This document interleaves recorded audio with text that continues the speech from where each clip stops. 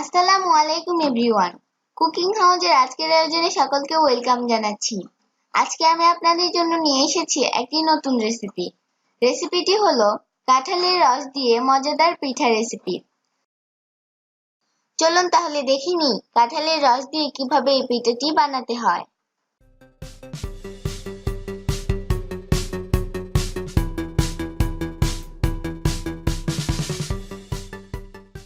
পিঠাটি বানানোর জন্য আমি এখানে নিয়েছি কিছু কাঁঠালের কোষ।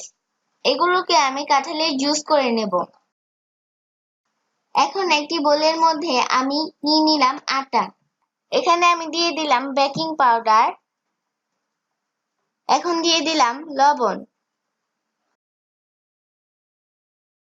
দিয়ে দিলাম 4 চা চামচ চিনি।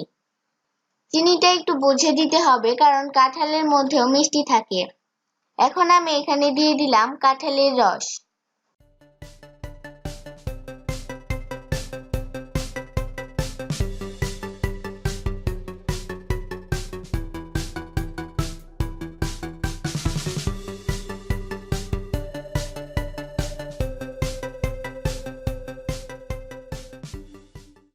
এখন সবগুলো উপাদান একসঙ্গে মিশিয়ে নিব।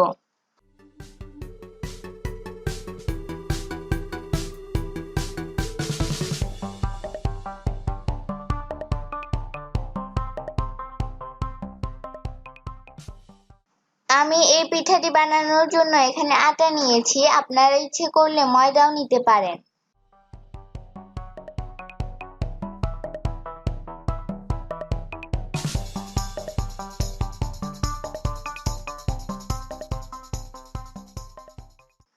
আমার এখানে একটু পানির প্রয়োজন, তাই আমি এখানে দিয়ে দিব অল্প পরিমাণ পানি।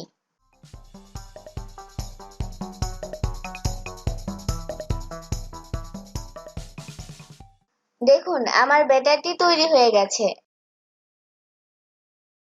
এখন চলুন চুলায় চলে যাই।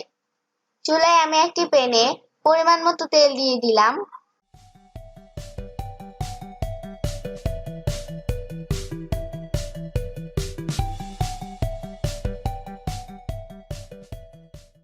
দেখুন তেলটি গরম হয়ে গেছে। এখন আমি এখানে একটি চামচের সাহায্যে বানিয়ে রাখা ব্যাটারটি দিয়ে দিব।